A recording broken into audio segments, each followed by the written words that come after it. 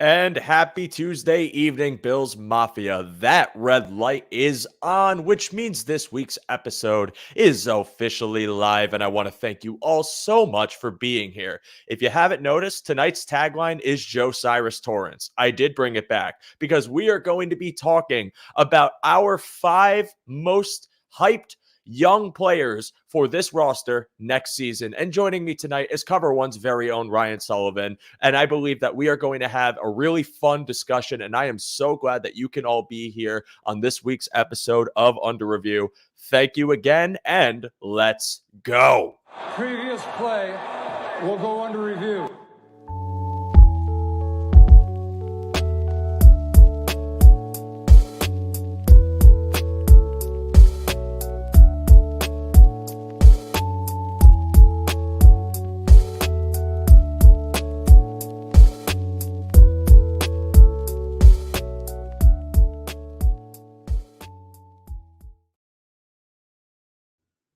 And once again, everybody, thank you so much for being here. It is Tuesday night. It is cold. So get cozy, cuddle up, get warm, and enjoy this week's episode as I am joined by my guest who's traveled across the 7 seas and through space and time to be here tonight. His name is Ryan Sullivan. Ryan, thank you so much for being here, man. How are you doing? I'm doing well, Joe. I'm happy. I'm always happy to pop on here. We always have good conversations. This is the first time talking this offseason, so I'm excited to talk about some good things as opposed to why the season ended. Yes, I am a believer in good vibes. I did my episode a few weeks ago about the season ending, and I know people were very not excited for that.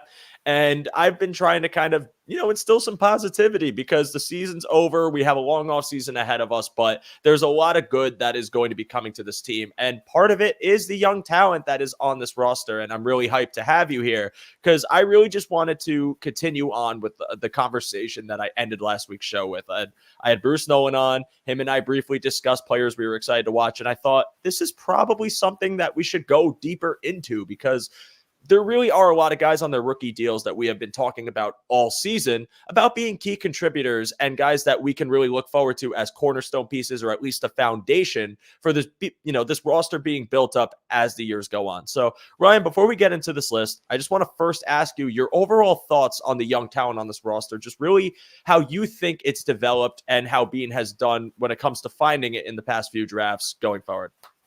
I think one of the things that really stinks about this season and kind of where the Bills are is we don't kind of get to enjoy the steps along the way anymore. It feels like, it feels there was a lot of really nice storylines this year that I think just kind of glazed over because this team is so much in a Super Bowl or nothing mindset, which I would make sense because that's they've asked for that. They put themselves in that position.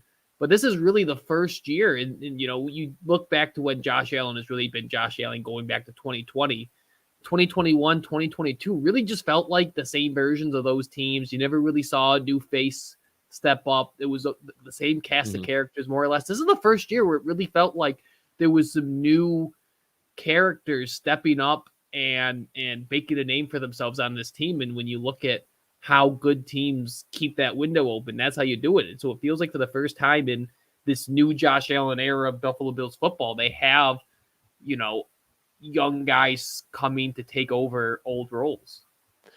I like that perspective a lot because I haven't really thought about kind of thinking about 2021 and 2022 as being like kind of similar, not the same, but you saw kind of this pattern in how they were constructing their roster. They did have young talent on the roster, but it seemed like free agency was a big route that they took, and it ended up leading to a lot of key pieces on those teams. This year was a stark, at least in my opinion, much more of a stark lean on the young talent that they're drafting, whether it was last season, whether it was this season, because it's a team that is in the midst of, cap troubles. And this was expected when you make these big deals for these prize free agents. But now you have young talent coming in from last year's draft, this year's draft, and the ensuing one that are going to be leaned upon heavily. And I think some of the trends of maybe nursing rookies into the fray and getting these guys acclimated behind a vet might change a little bit because of how much young talent you're going to have to depend on, because of how little cap space you have, how little free agents you could pull as far as depth or what their role could be as a starter. And I think that's important that you bring that up because it seems like we are pivoting to a younger version of the Buffalo Bills. And this past season, it kind of felt like that too, because you see them leaning on Dalton Kincaid. You see them leaning on Christian Benford. After Trey White goes down, they bring Elum into the fray. It doesn't really work out, but there are reasons for that. You see kind of this dependence on Terrel Bernard and Terrell Dodson, who they drafted a couple years ago, but still on the young side. And I think that just speaks volumes to a lot of the identity shift that this team is going to go to in the coming years. But I really am glad you brought that point up because, I don't really think of it that way often, but it's certainly an interesting perspective. But we are here to go over our specific players that we are excited to watch next year. So for all of you who don't know, we were going to cover 5 guys that we believe are going to be, the ones that we are most excited for, most impactful even. And these guys, the only rule I had for him was that they have to be on their rookie contract. So even though we do have younger players that might have signed an extension or might have been signed in free agency, I want this to be more about the homegrown guys that we have on our roster, that they are budding into cornerstone players that we can depend on. So Ryan, why don't you go ahead and give me your number 5? Who do you got to start off? So my number 5, I was looking at my number 1 here. So my number 5 is Greg Rousseau. You look at a guy who still has 3 years on a rookie contract. They pick up his 5th year. He was 13th, and PFF has a really cool stat called pass rush productivity. That kind of just encompasses pressure, sacks, all that stuff. He was 13th among qualifying pass rushers in that, and he's a really good run defender. And, you look at what even average defensive ends, edge rushers make in this league. Having a guy at that level, he's creating surplus value right now at the level he's performing at. And he's still a guy who's relatively new to that position. He's still a guy who only played 1 year college football, who is a high school safety, and is still really figuring it out and still young. I think he's a really, really impressive player, what he's done so far. It stinks that, he has disappeared in the last couple playoffs. It's something that you like to say. It seems like that he hits some moments where he doesn't quite, you want some more out of him. But in that Steelers game where he beat the right tackle of the, sorry to see my dog in the background there. Threw me off. But, that in the Steelers game, he had that really impressive move on. I forgot what Steelers tackle that was, but a really impressive move that put the Steelers in a bad spot in that second half of that game. So he's still a lot of upside left, still 3 years left on that contract. And, when it's all said and done, he could be a top 15 pass rusher in this league.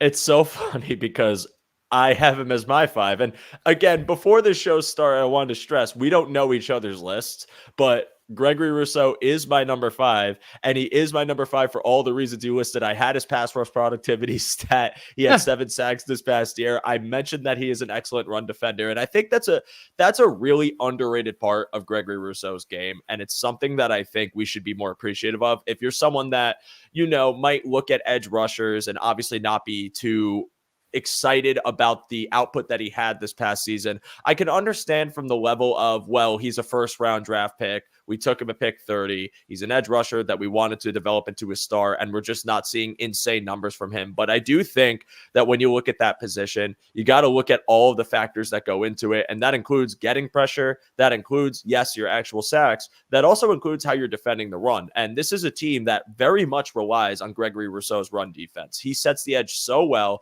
and it's very difficult to run on the side of the ball because he has an insane amount of length that's just able to pull people down or at least get hands on them to slow them down. And I think that's a vital part of how this defense is going to be able to run in the coming years while you still have them. And in the midst of this kind of construction of the D-line, where you are seeing them have a lot of turnover on the interior, have a lot of, losses from their edge group this past season, because you might lose Leonard Floyd, you might lose AJ Epineza too, and you might have to retool that room a little bit. And talking about the fact that he is now the youngest guy in this edge rushing room, it is a very important position to have a cornerstone player at. And while I want to see more out of Gregory Rousseau as far as pass rushing, I do think that the signs are there that he is going to take the leap. And I stand on saying that last year, I thought that was going to be this season.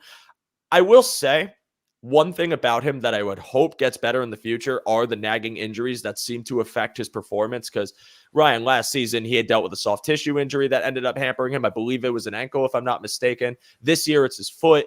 And you're seeing like him go from this really high caliber play to kind of dropping off. And I think that explains some of the drop off that you mentioned earlier. And I just want to see a healthy season for Gregory Rousseau, and I'm hoping that happens.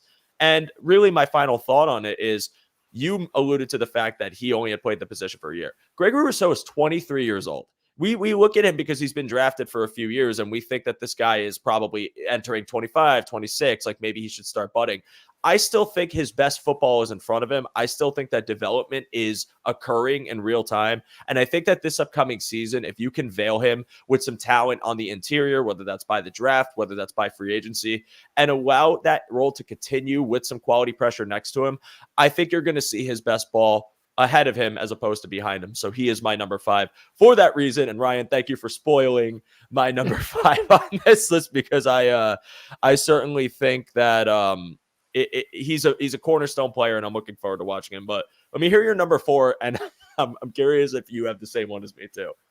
So number 4, one more thing I like about Greg Rousseau as I scroll down my list here is it seems like 3-4 times a year he has one of those plays. You talked about his size. He has that massive wingspan. It seems like 3-4 times a year is one of those plays where he just breaks up a screen because he's just in the quarterback space. They don't know what to do with it.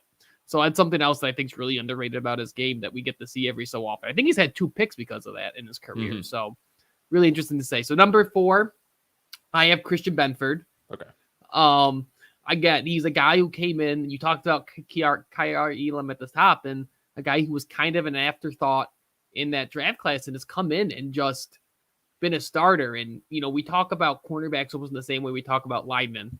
If you don't notice them during the game, they're probably doing pretty well. And I'll be honest, there's times I forget Kair Elum. There's times I forget Christian Benford's been playing this year. He has been just a plug and forget type of player in terms of he just goes in, does his job, he's effective. His stats he doesn't have a ton of stats that are particularly impressive. PFF likes him at a grade. I know how I feel about PFF grade. PFF grades is one of the better cornerbacks in the league. He's 20th in forced interception rate or forcing completion rate. He's up there in passer rating against, and he's just a solid cornerback. And those are really, really hard to find. And maybe a guy who down the road, we always talk about, will he have position versatility down the road? And honestly, we haven't needed that out of him because he's been such a solid cornerback. And another guy with 2 years left on that contract. And that's just massive. And to have that guy playing at that level, and with him and Douglas next year, Trey White can take his time back, or even, it pains me to say this. I know Greg Thompson talking about, if there's a world next year where maybe Trey's not on this team and Benford's the guy. Benford with Douglas are the 2 guys next year. So he's a guy that is really, if he didn't step up, the Bills really will have been in a really bad place at cornerback. Yeah. The last couple years. So a really important player who's been really impressive as a rookie. In his first 2 years. First 2 years. It's honestly no, but still just a younger guy that's been as pro ready as he's been. And I think that's a testament to the development cycle that this coaching room has, especially with DBs. But I agree with everything you're saying. Christian Benford actually didn't make my list. He is an honorable mention. I'll spoil that one now. I was torn between having him at 5 or having Gregory Rousseau at 5. But I figured D-line and edge setting D linemen mattered a bit more to me, only because I feel that we have seen numerous examples of late round picks, especially cornerbacks, panning out at least good to even great, if you want to talk about Benford, in this defensive back room. And there, for that reason, I kept him as an honorable mention. But I still agree with everything you're saying. I think the way he has developed into not only being a reliable corner, but being on the better end of cornerbacks in this league when it comes to man coverage, when it comes to zone coverage, seeing how physically he can play, seeing his tackling ability, seeing him in run defense. There are a myriad of ways that Christian Benford elevates this cornerback room. But I think the most important point is the one that you brought up with Tre'Davious White. And I love Trey White. I want Trey White back on this team. I do think that they'll probably end up doing something about his contract, but I would love for him to come back on a cheaper deal and fill the room out.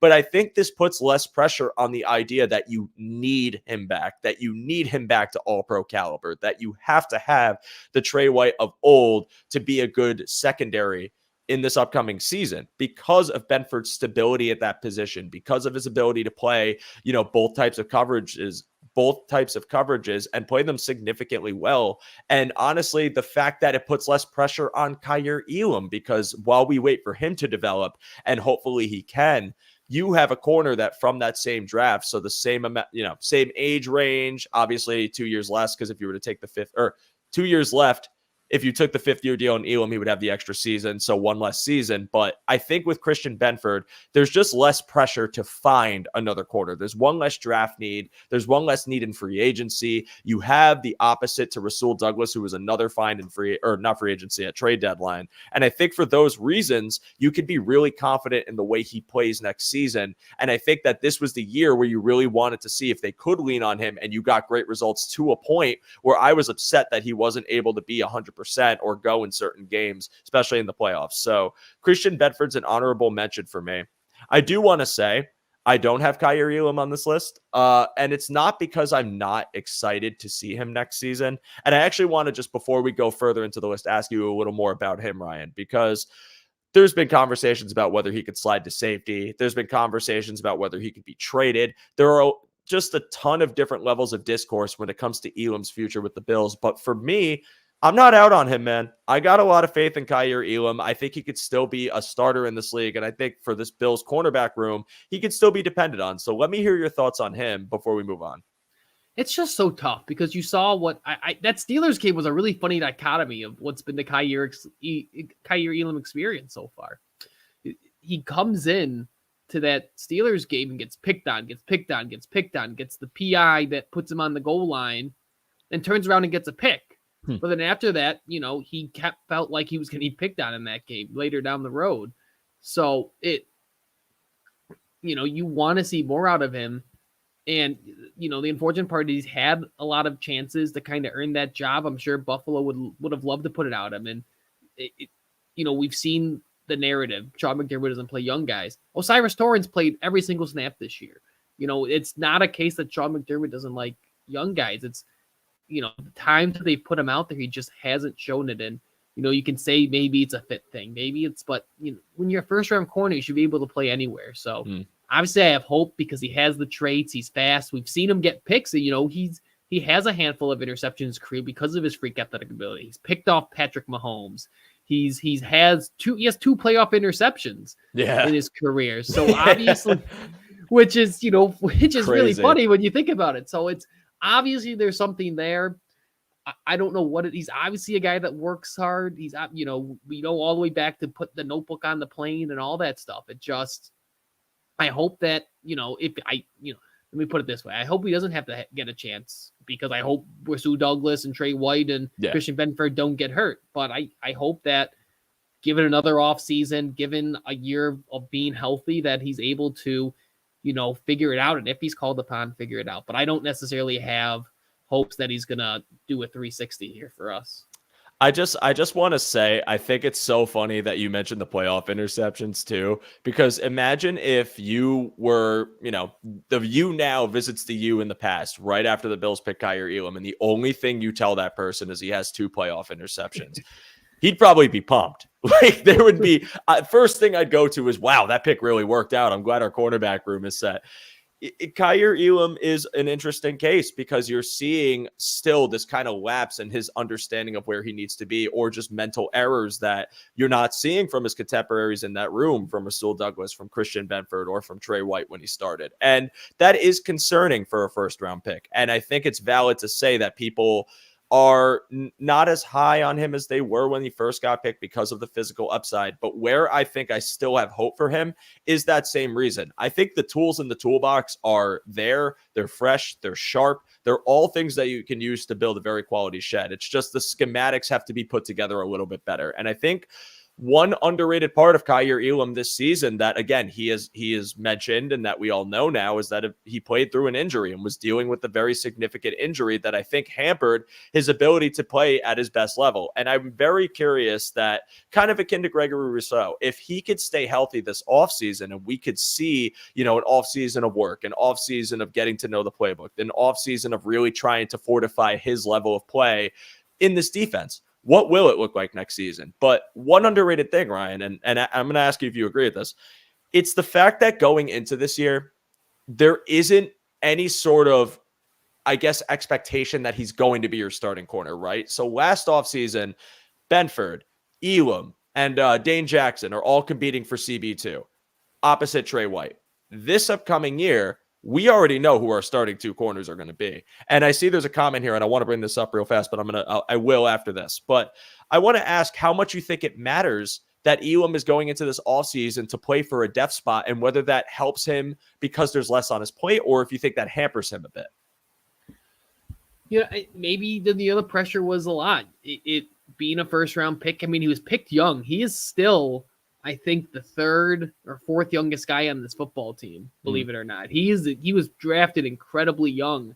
So having a year off to not have to be the guy, maybe that is it. We've seen it, Spencer Brown. Spencer Brown was arguably the worst right tackle in starting football who played meaningful snaps his first 2 years in the league, like point blank.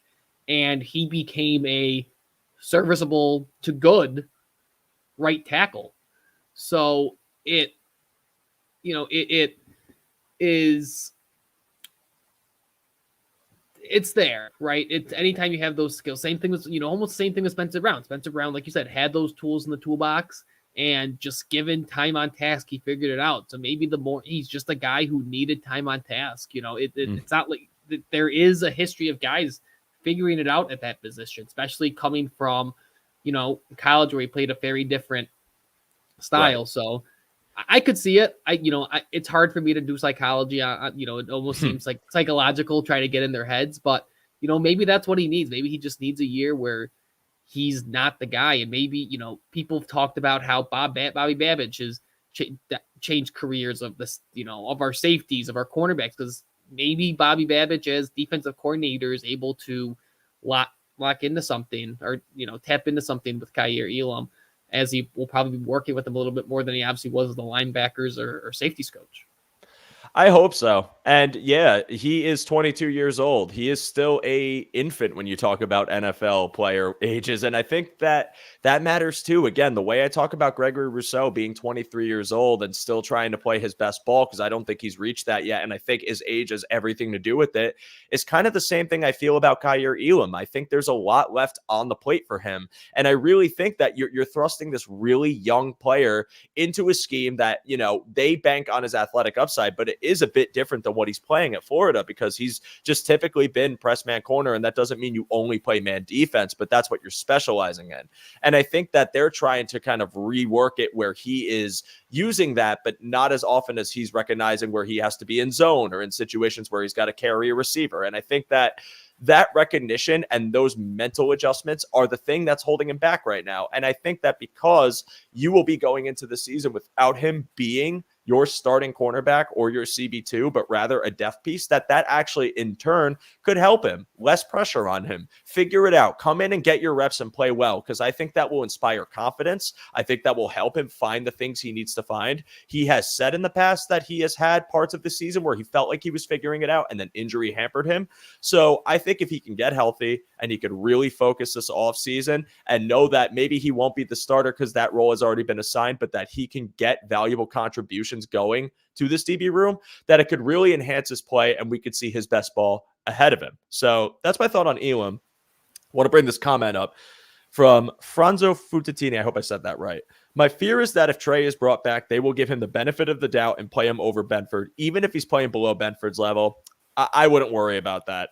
I really wouldn't. I think Trey, and again, I love Trey White. I think Trey is an amazing corner when he's healthy. I think the injury, I think the probably reduced contract if he does come back, and the emergence of Christian Benford is going to have them lean on Christian Benford as a starter. However, Trey will rotate in, but that's just normal. They are going to rotate DBs. So, Ryan, let's carry on this conversation. Great points. Give me your number 3, and let's see if it's the same as my number 3. I'm going to go Osiris Torrence. Okay. Your namesake. Oh, did I say 3? I meant 4. I'm sorry. Oh, this was 4. Oh, this is your. I did Rousseau and. Benford. No, you're right. You know what? I never gave you my number 4. That's right. You gotta give me your 4. Oh man, we're cruising along on Tuesday night. Oh wow, I completely forgot to give you my 4. I'm glad you reminded me because it's literally my tagline, and it's perfect because it's your number 3, and that's Osiris Torrence. So Ryan, I'll let you go with your point, and I'll follow up since we're on the same one here, and then I'll give you my 3. Well, it's just that Osiris Torrence, he's the guy. We had a guy last year. The Bills had arguably, again, we talked about Spencer Brown being one of the worst right tackles. The Bills guard play last year was arguably the worst in the league. Roger Saffold and Ryan Bates were potentially the worst guards in the league who got meaningful playing time. And Osiris Torrence to start this year was point blank one of the best starting guards in football. If you look at pass blocking proficiency, he dropped a little bit towards the end of the year, but towards the end of the year, he was also playing guys like Chris Jones and Fletcher Cox and Quinnen Williams. And so but even with that, there was a same thing with Christian Benford. There were not a lot of moments where I sat there and it was like, shit, there goes Osiris Torrence again, the same way I have in previous years. He was just kind of there. He did his job. And really, and it's a reason why I left James Cook off on the honorable mention, because I think run game is an offensive line stat. And he was a monster in the run game for them. And I think changed a lot of things they were able to do in the run game. You look at all these great cut-ups that Eric's done throughout the year of the Bills' run game and the cool things we were going to do it. And a lot of it, you see Osiris Torrence out there sealing guys off, running guys over, pancaking guys. He had a really good year for a rookie, and he played every single snap. Every single snap he played. So that's really impressive to do as a rookie. And again, to all you got to that previous comment, I'm afraid that someone else, they're going to play a veteran over them. They could have played a veteran guard. They had veteran guards they could have played over Osiris Torrence. They didn't, because he earned it and he showed it. So I think having a guy just that you can go in, if you can go in and just be a guy that you don't have to think about, that's awesome. And that's what he was this year. And I think that's with a guy with 3 years on his contract, also one of the youngest guys on this team. I think that's just such a massive, massive value. Yes, firmly agree. And I think the phrase that we use for Josh Allen, we should kind of change it up a little bit. Instead of remember who you have, think of remember what you had. And as RJ so points out here, Saffold had the worst season from a guard I have ever seen. He was an absolute turnstile. Hey, don't disrespect my Pro Bowl guard. But I was just not to say Pro Bowl to Roger Saffold. Hey, listen, I wanted it to work out. It just didn't work out, and I wish him all the best. But Osiris Torrence was a vital part of this line, and I think that the stats you see that aren't, he's not top of the league in anything when it comes to his pass protection snaps. And I think that's just, playing and taking your licks as a rookie guard. And, we were hoping to just see elevation in that side of the line, stability at the line, working well with Spencer Brown, and of course, being able to be a much better run blocker than we had seen in years past, because we already had known that Spencer Brown was going to be a great run blocker. So how do you pair with him? How can you kind of dominate on that side of the line?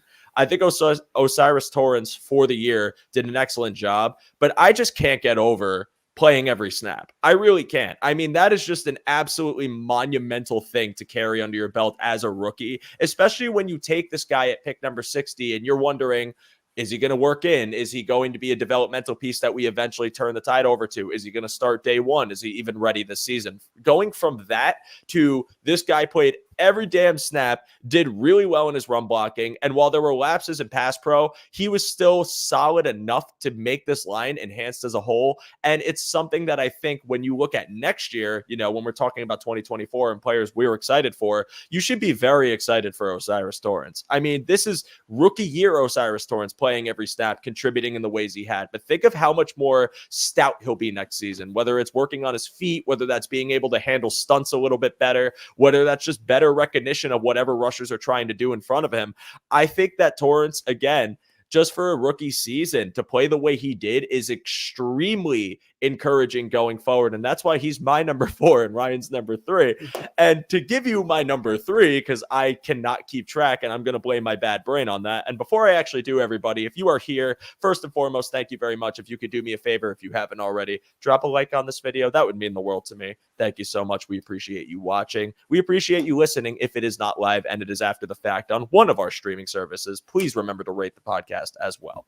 My number 3 is James Cook. I know you just said you had him honorable mention. He's my number 3. And my reasoning is, again, when you drafted him, it was meant to be someone that Allen could turn to as kind of his dump off option, someone that you could kind of get relief in a sense where you could hand the ball off for him and get productive yardage, be able to move the chains, be able to get some explosive plays without having it have to be on Josh Allen. And while you make an interesting point about the offensive line and being able to, run block well, and that kind of is your rushing attack, I think James Cook still is a vital part of that. Not saying you're not saying it, but more so that it's so important because his production and what you get out of James Cook, I think enhances this offense as a whole. This rushing attack this season, Ryan, was debatably, if not objectively, the best that Josh Allen has had while he's been in Buffalo. I think that you saw the emergence of Cook being dependent on as a rusher. He averaged 4.6 yards per attempt. He had 1,262 yards on 273 attempts.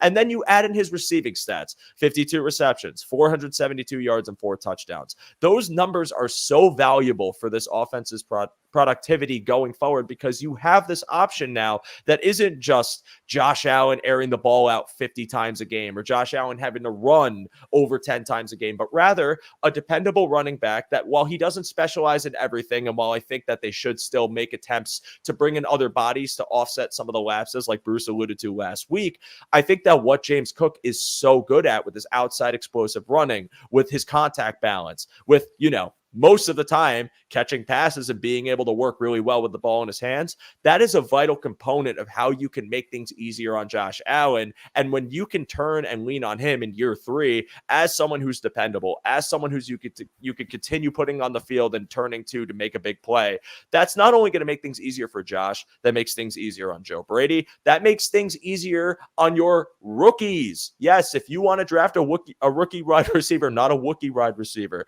then I think that you should be very much on board with James Cook expanding his role and getting even better next year. Less pressure on this rookie that you might have commanding the boundary and able to work in and kind of find their place in this offense holistically in a much more comfortable way. James Cook can help with that. James Cook can make the lives of everyone else so much easier. And this season, to finish with the numbers he did, I think are a great sign for next year of him being a very productive back and someone that you could see them continue to lean on in Joe Brady's offense. So, Ryan, any thoughts on Cook? And I think what's really impressive about him was I think one of my concerns was that he had, going back to college, he was never the guy. He split a backfield in college with Zamir White, who I think's on the Raiders now. He was never the guy in college. And this year he was. He was out there. He was a workhorse. Like in every single way, he was a workhorse. And I think there's something to be said for that. And my only real reason why I left him off was the line. And also, I also think running back is a little bit volatility. Some things about the drops, obviously. I think a Wookiee would make a good, running back as opposed to a wide receiver. Small contact balance, but it's really, I think that more than anything, I think his durability, his ability to carry the ball. Yeah, he has 2 fumbles in his career, 3 fumbles in his career over 2 years. And I think that's a really impressive stat too. Guy that really stepped up and did a lot of what was asked for him. this year. When James Cook fumbles, he just picks it up and runs for another 20 yards, apparently. And Zach of all trades, I do have a list in front of me. But again, we got so deep in that Kair Elum discussion. I was having a good time. I lost track. So that's on me. But now we are both in alignment on our number 3s. Ryan, let me hear your number 2. I'm curious what you got here. So number 2, it's got to be Terrel Bernard. And if there was any question, about why, it was that last game. And the Chiefs said he was out, and they picked that area of the field that he would have been in apart. He was such a nice surprise this year to go from a guy that we were like, God, we really hope he can not be a liability, to we lost in the divisional round because we didn't have him, is a hell of a jump to make in his career. And like Spin 04, I'm just going to Spin says, it stinks we only got to see him 4 games with Matt Milano, because they're both freakishly athletic players who can do it. We saw 4 games of it. We saw what that duo looked like. He just makes plays. He's one of those guys, there's guys who just kind of find their way to the ball, and picking off 3 passes this year, falling on fumbles. That's massive. Being in on, I think it was 6.5 sacks this year. That is a really impressive. He was just there. And I think a lot of middle linebackers, one of those spots that it's hard to find numbers that really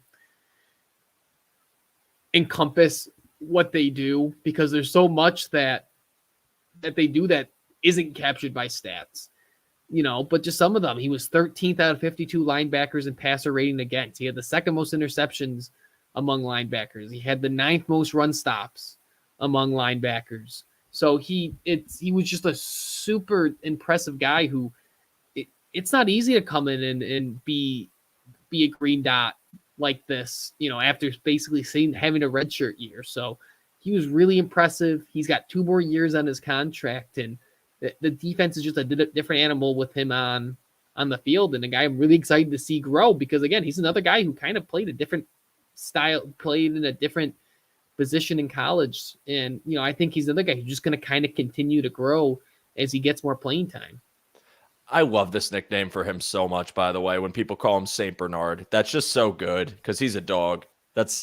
I've seen it before, but I still love when someone mentions it. But guess what, Ryan? He is my number 2 as well. And my first note under his name is just stud in all caps, because he is. And I want to just say this real fast. Whenever people have conversations about Sean McDermott's tendencies as a coach, I always think it's funny, because you could just bring up Terrel Bernard, because Terrel Bernard's kind of a change in the formula as far as what he did, as far as how Sean McDermott kind of treated the linebacker position, middle linebacker position for the Bills. Because with Tremaine Edmonds taking that role for so long, you're thinking that when he goes, or when he went for Chicago, that they were going to try and find someone who had kind of the length or the build or something along those lines to replicate that. But the reality is they decided to go for Terrel Bernard, who is not nearly as tall, but got that dog. He's just such a hyper-aggressive style of linebacker. He's a heat-seeking missile, a thumper. He's willing to put his whole body into every hit. Again, I always talk about how he shoots gaps, but that's probably my favorite part about how he plays, is if you leave any separation on the line, it's bang just right through it like an absolute rabid dog.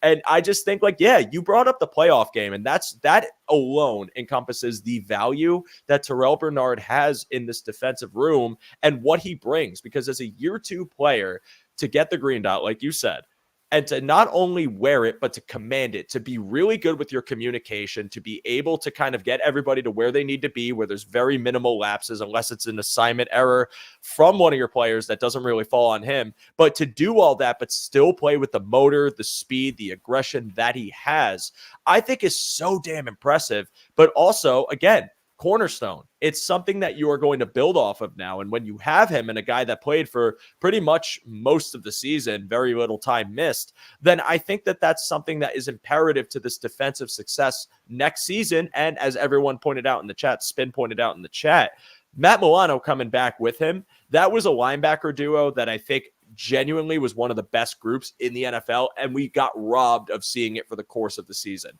They are hard hitters. They are 2 thumpers. They are 2 missiles fired from a submarine, and I think Terrel Bernard is an absolute feature piece for this defensive room. And I mean, again, you pointed out, you had 6.5, I had 8. I think it's because I don't know if PFF counts half sacks. PFF doesn't count half sacks. Right. Well, listen, if you got your hand on him, you got your damn hand on him. I support the full sack only movement. I don't believe in half sacks. We share it. You get yours. But no, I had 8. But I mean, with him, I also saw another interesting stat, which was among the 50% of qualifying linebackers, 12th in run stop percentage. That is something that I like to see too, because again, we talk about run defense and we talk about how important it is just in general, and how a lot of times when you saw McDermott defenses in the past, they were so good in passing D, but it seemed like running D could get a little eerie, and sometimes that had to do with Tremaine Edmonds, and sometimes it didn't.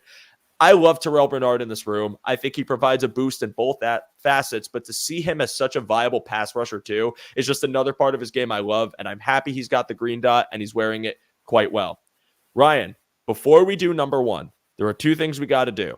We got to list our honorable mentions, and we also have to find out about the one pass from Greg and Aaron, who are, okay, they want to do it right now. Guys, what do you have for us? Many people ask us the best way to support us here at Cover One, and that is to sign up to become a Cover One Pass member. That contribution helps give us the access to all the data and information we use to create the content that you love. And I think most importantly, brings you into our community of insiders. It's a great community based on Slack. I know a lot of people don't want to be on social media anymore or be in on those conversations. We bring all of it to you right in our great community of educated fans. And most importantly, you get access to our content creators. Even better than that, everybody loves merch. You get awesome t-shirts, a cool decal, and a letter from the Cover One team signed directly to you.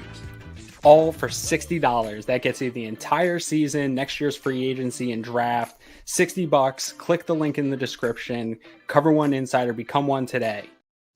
Yes, if you have not signed up already, I implore you to please sign up for the One Pass. In that link, you will find the sign up link. You will be able to have access to just some really awesome content that I think few networks are able to provide in the way that the guys that, our head guys at Cover One can do. Not only the premium Slack channel, but all the content within it, some of the detailed film breakdowns, some of the insider info, and just some of the great discussions from Bills fans. It's something that I think is well worth your time. There's just great groups in there that I think is really just something that if you are a Bills fan and haven't gotten the chance to sign up for it, I would recommend doing it right now. And again, that is the lifeblood of our network. That One Pass subscription helps us have all the resources that we can use on a day-to-day basis, whether it's looking up stats, whether it's watching film, or anything more than that. You signing up for that link helps us out tremendously. So if you are not a One Pass member, please, I implore you to do so right now.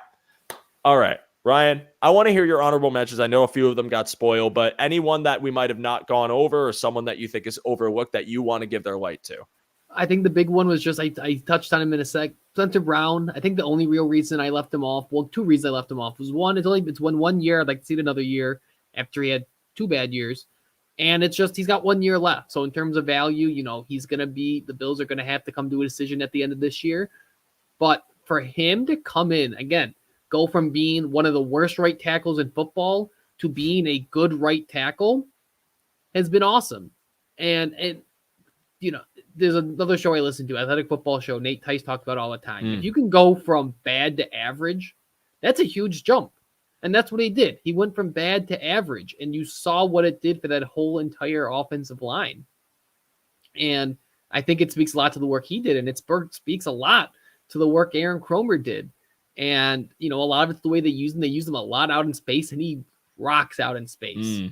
And, they got him help when he was dropping back, but when he was out by himself, he just did a good job. And it's, again, I talked at the top of the show, to keep these teams going, you kind of need new characters to step up and new characters to start contributing. And he was that this year. And he's everything that when we saw his, I don't know if you guys remember, he had the best combine of any any offensive tackle ever, better than Lane Johnson. He was a freak. He was a freak RAS score guy, and you finally saw all those tools kind of come into play this year, and that was just really awesome. And I hope he does it again, and I hope he gives the Bills a really tough decision at the end of this season. It's a good problem to have. I am very happy that all of our preseason takes on Spencer Brown, as far as I hope he could just be good, is I'm happy it panned out, and I'm sorry, I'll go down this point. There's a new lore in our chat now that I am apparently providing everyone $60 to sign up for the pass. So I'll tell you what, maybe we can come to a deal that if you guys can beat me in a race, I will pay for your one pass subscription. We can yeah, we're up to 3 now, Zach. No, I'm only messing around. I love this so much. I highly recommend you guys sign up for it, or beat me in a race. But anyways, I'm gonna call out one more player, but before that, Spencer Brown. I do believe that Spencer Brown's play improved. I don't want to call it exponentially, but by a wide margin this year. I think as a pass protector, he looked a lot more stout, a lot more secure. I think that this is a great point from Ralph Wilson Sr. was something I was going to get to. His injury concerns, talking about his back, was a huge point of conversation this offseason, and that did not rear its ugly head. I'm going to knock on wood. That did not rear its ugly head this season. He played mostly healthy. We really didn't have too many issues. I think he had to come off the field a couple of times, but it was never anything where you were losing him long term. And that's a huge point of his development, because one of the things we had said about Spencer Brown was, I hope he's able to work with Aaron Kromer and stay healthy to continue developing and not have this problem where he's not going to be able to get his reps in and come in, super unmarinated, super just basically, I don't want to call it unathletic, but like not primed to be able to start for this offensive line. And he was able to stay healthy, able to get his reps in, able to kind of pan out. And now you're seeing him be leaned on. And his running protection was never a problem for me. I always thought that was very good. But to see him get more comfortable as a pass protector, I think is big. But what I think it also helps it is knowing who you're going to be protecting next to with O'Cyrus Torrence, and that continued development into next season, where these two guys can now build on their chemistry, work together, maybe get more creative in how they're protecting, whether it's, passing off stunts again, something that they can improve on next season.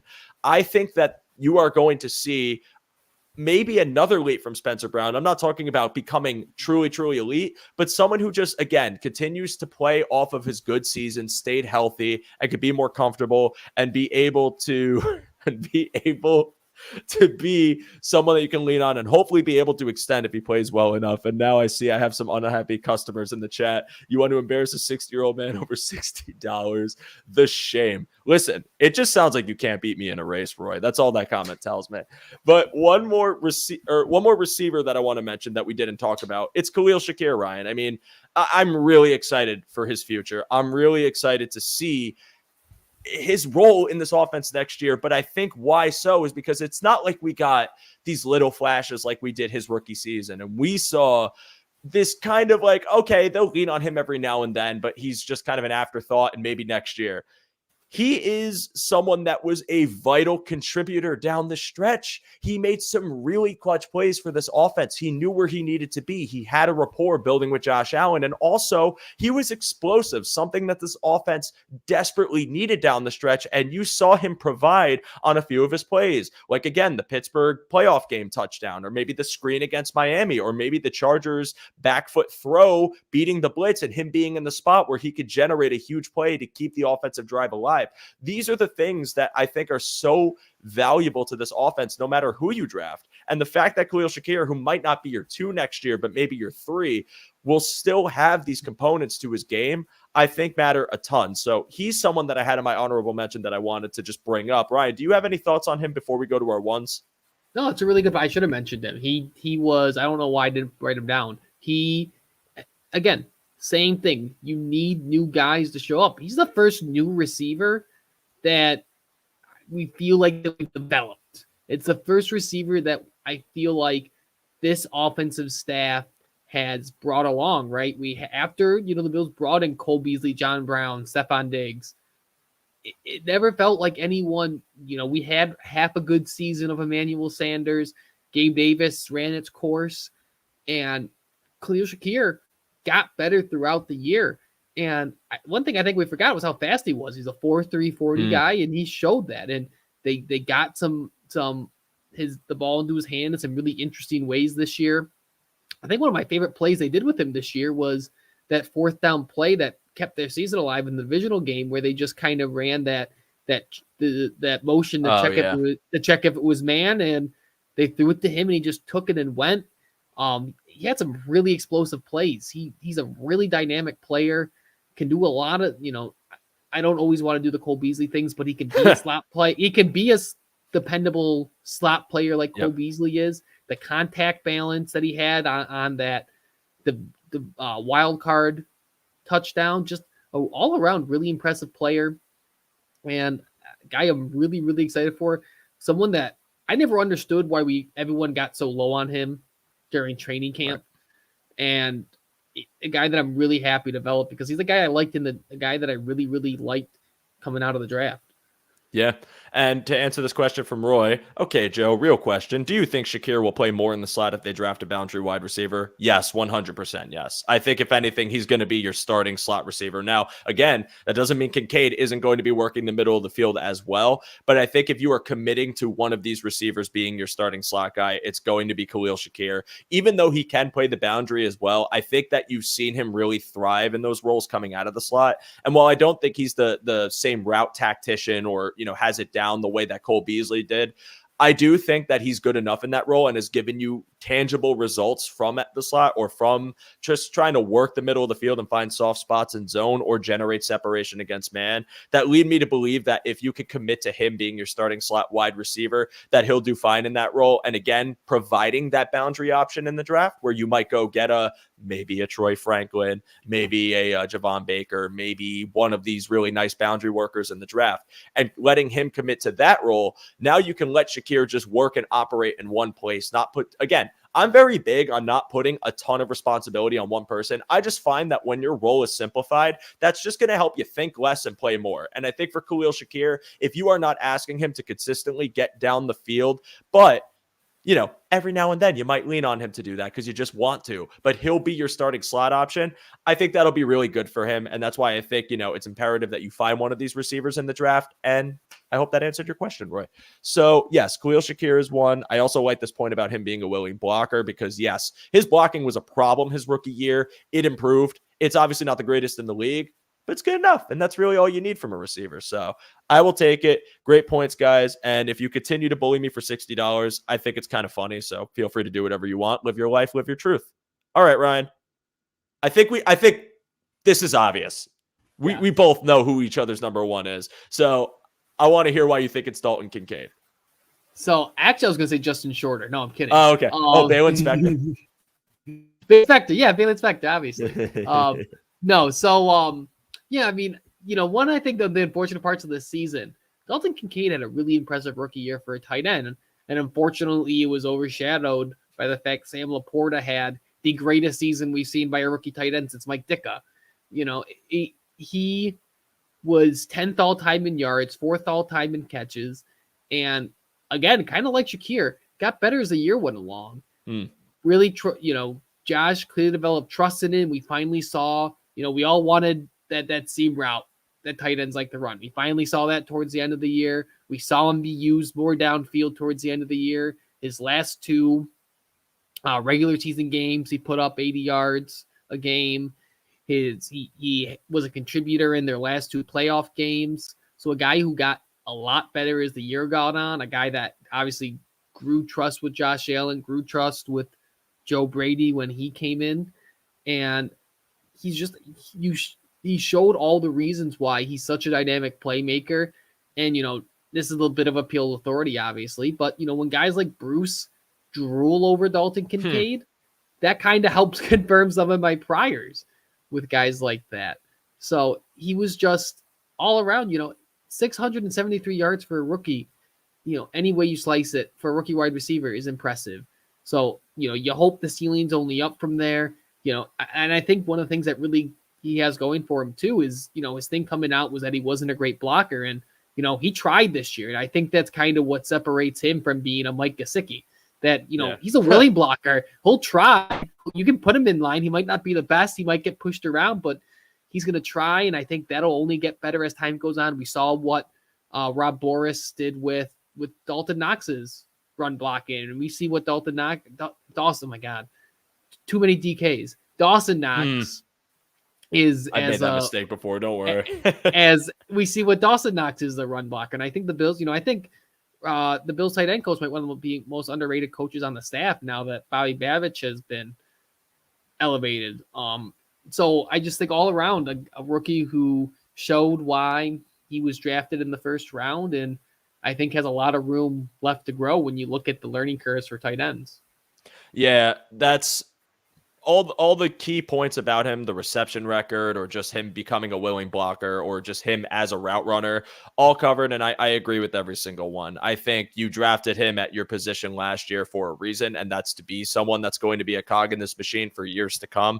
What really excites me about Dalton Kincaid, again, apart from all of the traits that I've listed, is just seeing how his role is going to expand. So I had said this last week, and I want to just kind of further go into it. And it was about how I think committing to him as your true tight end one will benefit everybody, because I just believe in the trickle down effect of when you have defined roles. Like when you have Stephon Diggs as your alpha wide receiver, him getting that double, him getting that extra coverage, people respecting his game and fearing him enhances the opportunities for the rest of your receiving core. And I think with Dalton Kincaid, him as a vital contributor just opens things up. Now, obviously, tight ends and wide receivers are defended a bit differently. But what I will say is for Dalton Kincaid, leaning on him as your tight end one, I think is just going to make things so much better for him as a player in year two. We're talking about maybe continuing to expand his route tree and allow him to go upfield. He's obviously doesn't have blazing speed, but I think if you can threaten him with some looks that might make you think he's going over the middle only to turn upfield on a seam route, those are things that could really throw defenses in a bind, especially if you're pairing him in packages where you might have maybe a rookie boundary guy who's really good with the speed, or someone that you think that can just benefit you as a whole in this draft. And I think for that reason, I'm excited to see just the continued growth of Dalton Kincaid's role. I'm excited what a full offseason of Joe Brady does for Dalton Kincaid. But I think, again, the type of guy who can get open in the middle of the field, navigate zone incredibly well, very smooth, polished route runner with good hands. And even though he had a couple of drops and a couple of oopsie doopsies this season, he's a rookie. Catching a pass from Josh Allen is like catching a meteorite that's coming to earth. It's hard. And I give him a little bit of a benefit of the doubt, even though I've criticized him at the same, because I do think you got to catch the ball in this league. But I think in year two, there will be cleanups on the drops. I think he's going to pair really well with Dawson Knox, but ultimately lean on him as your tight end one. I think you're going to see exponential results from him. And I am just so excited for the continued growth and dependence on Dalton Kincaid in this Buffalo Bills offense. And before we sign off tonight, I just want to look at a couple of these comments. So first thing, Brady run more 12 personnel. I think they're going to continue to run a ton of 12 personnel because, again, it's just Dawson Knox is still on this team, even though he's not the best value. Oh, that's a great comment from Zach. I'll get to that. Even though it's not the best value, I do think that having these two tight ends will really just open things up, especially if you're a bit more concerned about your wide receivers blocking, because we might be losing Gabe Davis and Trent Sherfield, who are both very good blocking receivers. Even though Shakir's has improved and you know that Diggs will lay a block down and you know Kincaid will, I think relying on 12P to get some better blocking from tight ends is something that I would count on a bit more. So I don't think they're going to stray away from that. And Ryan, I'm going to turn this question. We can do it for both of us here, but who is your draft crush? And also serious question, who is Plank's draft crush? So I'm turning the wrong way. And wrong way again. I am woefully underprepared for the draft this year. I think it's mainly because not necessarily everyone in the chat, but a lot of people keep telling me you got to draft a wide receiver at once. So anytime I tweet about anything and it's in a wide receiver, I get those in my comments and then just always... Yeah, exactly. I really like Tyler Nubins out of Minnesota. I know he's a safety, but we need a safety. I really enjoy him. Cam Kitchen's the guy I really like. Troy Franklin's a guy who's obviously caught my attention. I really like, I think it's Frisk, the defensive tackle out of the kid from Florida, right? Kid from Florida. Yeah. So there's guys there. I'm very woefully unprepared at this point. But if you go follow Ant or Eric or one of them, or the Cover One tag, or especially get your Cover One pass, there'll be a lot more in-depth information. I think Ant comes on tonight at 9, right? He is actually after me this time, because last week I flubbed that. He is actually on tonight at 9 o'clock, by the way. So stick around for 30 more minutes. He'll give you draft crushes. Yes. Ant is literally a draft guide at this time of the year. If you're not following him, I would highly suggest doing so. He's just constantly talking about prospects he likes. He's also finding the good in everybody. It's not just, I only like this guy, so I'm only going to talk about this guy. I'm seeing him post about guys that might go in like the 6th round, but high pointing some of the things that they do well. But Zach, I have started my process. My process is one position at a time. And the only position I have looked at so far is wide receiver, because I know people like talk about receivers and pass catchers. So Baker is one of them. And it was a name that they had mentioned a few times in the past. But when I saw what he did at the Senior Bowl, I was like, yeah, this guy's sick. So he's on that list, but I haven't gotten to watch a lot of his tape yet. I will tell you, there's 2 guys that I think are neck and neck for me. Obviously, Troy Franklin, because Troy Franklin just got 6 speed, and I think he's a great boundary option. I also like the myriad of ways you can use him. The other one is Xavier Worthy, dude. I freaking love Xavier Worthy. I think that dude's just, again, versatile as hell, a motion piece, someone you could, rock on the boundary. But if you wanted to do some slot snaps with him, you could use him in the screen game, use him for deep shots, let him get open with the speed. I think Xavier Worthy is a really, really fun prospect that you should get familiar with if you haven't yet. He's someone that I could definitely see this team taking. I think he could be a late 1st round pick, maybe even a day 2 pick potentially, that I would like to see them maybe, look into. And if the board falls the way where it's justified to take him, I'm good with that. So that's my crush for wide receiver. I will talk more about safeties, DTs in the coming weeks as I get to know more of them. I am taking it one position at a time. So that's kind of where I'm going for. And Josh Clark, you're riding the wave. I see you. Worthy is my sleeper pick. Not many people in Bills media have been talking about him. I think he's a worthy pick for the Buffalo Bills. Okay. That corny joke is going to be the final one. Ryan, thank you so much for being here, man. This was a really, really, really fun discussion. I had a great time with the chat, had a great time with you. You are working on an article that is covering a topic just like this. Why don't you tell the good people what you got going on? So I'm doing a Bills under 25 piece. Hopefully I'll finish it. I'm known for procrastinating. So hopefully I'll finish it this week. It'll be out. Follow me at Sports Rock 2. It'll be out at some point this week, and I'll blast it out. Besides that, on Sports Rock 2, I'm trying to be on Twitter a little bit less now that we're in the off season, but I'm there. You can tweet at me, comment on my content, all that stuff. But yeah, that's about it. Thanks for having me. I love coming on here. I love something to distract me from Super Bowl coverage, because I really feel like, now that the Bills are good, Super Bowl coverage kind of makes me sad. Like, I don't watch the Radio Row stuff. I don't watch any of the, Saturday, Sunday. I'm just going to be cooking all day, so I won't watch a lot of the pregame stuff, because it's like, it's one thing they were bad and it's like they didn't have a chance, but now that they're good and they keep just missing it, I don't really want to engage with any Super Bowl content. So it's nice to get on here and just talk about some Bill stuff for a little while. 100%, man. And listen, to everyone watching and listening, like, I know this time of the off season is so tough because we're just freshly removed. The wounds are still fresh, but let me express, it's not even just me.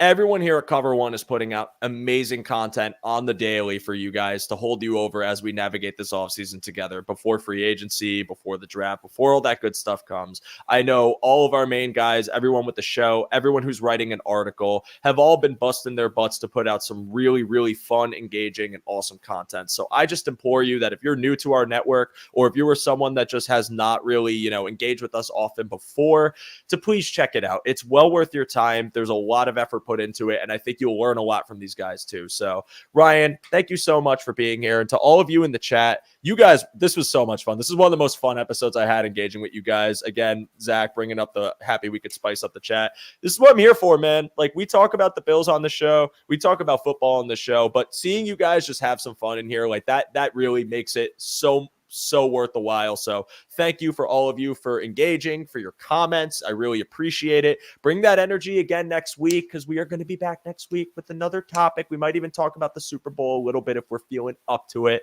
But for Ryan Sullivan, my name is Joe DeRosa. I bid you all a firm au revoir, and we will see you next week. Go Bills. Take care. Goodbye. Go Bills.